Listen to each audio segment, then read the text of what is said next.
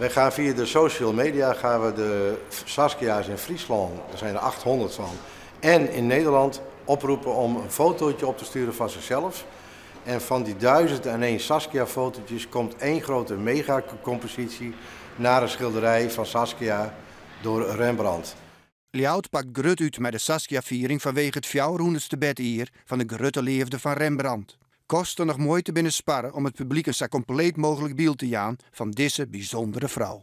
Zij ging in haar eentje naar Amsterdam zonder begeleiding. Ze maakte het testament op haar sterfbed als vrouw, ook heel ongebruikelijk. Het trouwde beneden haar stand als enige van de familie Uilenburg met een kunstenaar.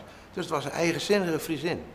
Nevens de organisatie had Saskia zeker voor die tijd zo'n zelfstandig en creatieve vrouw west dat ze nog heel tijd een voorbeeld wezen kan voor de jonge Rijn van deze tijd.